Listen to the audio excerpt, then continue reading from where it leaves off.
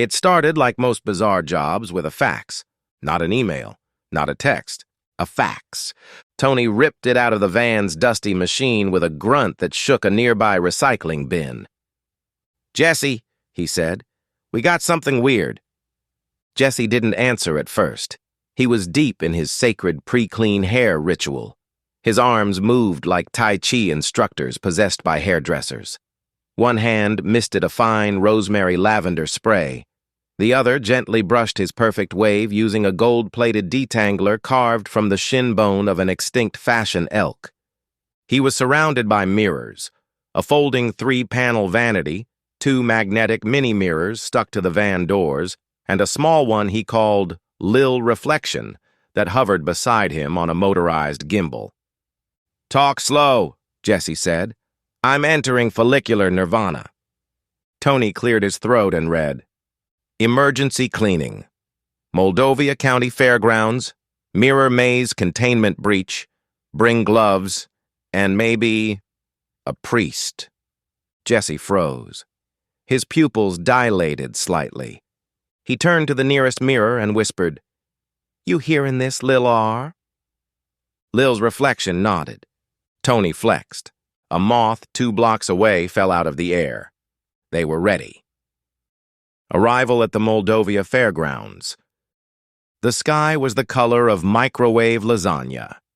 The fairgrounds were abandoned, except for one sobbing man in a tuxedo vest hiding in a cotton candy barrel, a tilt-a-whirl that kept spinning, even though no one touched it, a corn dog that seemed sentient. Tony stared down the entrance to the mirror maze. It pulsed like a wounded squid. "Haunted," Jesse said, adjusting his shades. They stepped inside. The maze of madness. Instantly, the air shifted. The mirrors weren't just dirty, they were angry.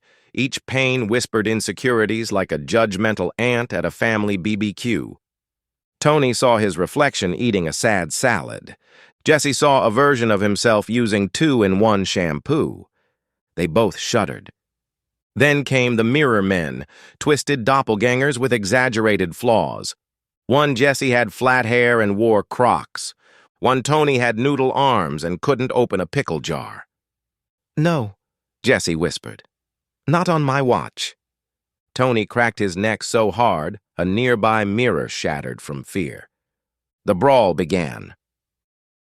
The fight, flecks, and follicles. Tony went full berserker. He ripped a mirror off the wall and deadlifted it into submission. When a mirror man called him mid, Tony replied by flexing his deltoids until they formed the shape of a bald eagle. Jesse summoned the Mirror Sync Army trademark, reflections of himself from his most fabulous days, Jesse at his prom, Jesse at his cousin's wedding, Jesse at that one music festival where people cried when he removed his headband. He armed them with combs and aromatherapy grenades.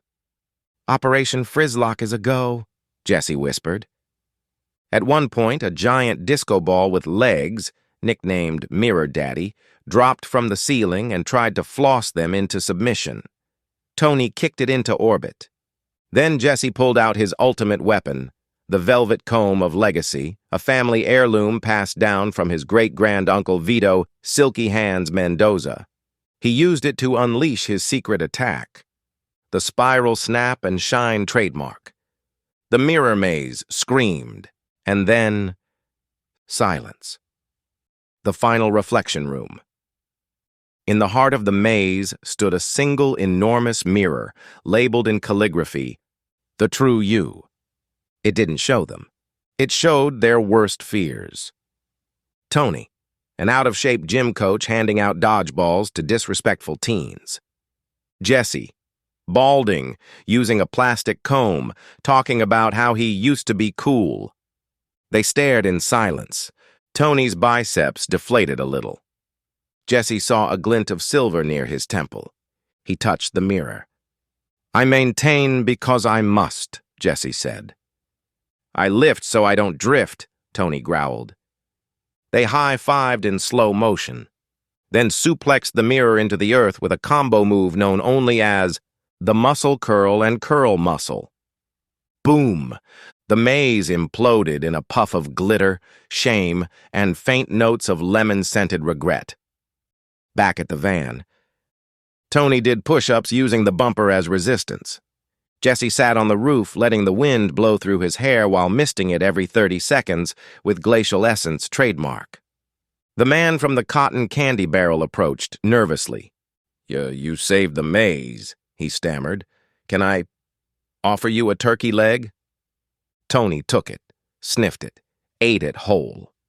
Jesse offered him a cleansing towelette. They nodded in mutual respect. Then the van phone rang. Tony grabbed it, flexed unconsciously, and handed it to Jesse. "Flexin' fresh," Jesse said smoothly. "You spill it, we kill it." His eyebrow raised, then he grinned.